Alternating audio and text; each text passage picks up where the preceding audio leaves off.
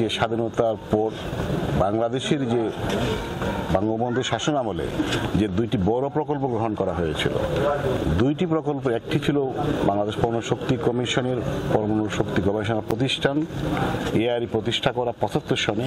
এইটা ছিল বঙ্গবন্ধুর আমলের সবচেয়ে বড় উন্নয়ন প্রকল্প। বঙ্গবন্ধু আমাদের আরেকটি প্রকল্প গ্রহণ করেছিলেন আমাদের কক্সবাজারের, অর্থাৎ বঙ্গবন্ধু বাংলাদেশ বিনির্মাণের জন্য বিজ্ঞান ও প্রযুক্তিকে এই দেশের এই জনগণের কল্যাণে ব্যবহার করার জন্য ভীষণ নিয়ে এলো ফুলঝুরি মেগা অফার সিজন 6। এই অফারে ফ্রিজ কিনলেই পাচ্ছেন নিশ্চিত 12 সেটের আকর্ষণীয় গিফট বক্স একদম ফ্রি। ধরনের অবকাঠামো সবগুলি উনি সৃজন করেছিলেন। বাংলাদেশ পরমাণু শক্তি কমিশন প্রতিষ্ঠা করেছিলেন। বাংলাদেশকে আন্তর্জাতিক পরমাণু শক্তি সংস্থার সদস্যপদ লাভ করার ব্যবস্থা করেছিলেন।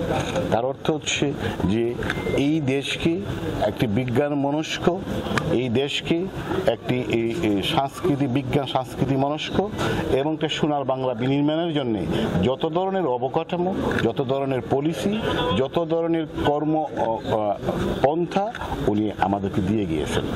বঙ্গবন্ধুর এই সুযোগ্য কন্যা, আমাদের প্রিয় প্রধানমন্ত্রী বঙ্গবন্ধুর সেই স্বপ্ন বাস্তবায়নের জন্য যে মহাপরিকল্পনা গ্রহণ করেছেন, আমরা সেই মহাপরিকল্পনা বাস্তবায়নের সৈনিক এবং আমরা বঙ্গবন্ধুর সোনার বাংলা বিনির্মাণে বঙ্গবন্ধু কন্যার যে ভিশন 2041 সেইগুলি বাস্তবায়নের জন্য আমরা দায়বদ্ধ, প্রতিশ্রুতিবদ্ধ এবং আমরা ভিশন 41 বাস্তবায়নের মাধ্যমে বঙ্গবন্ধুর যে স্বপ্নের সোনার বাংলা গড়ার যে ওনার যে স্বপ্ন ছিল তাই বাস্তবায়ন করব।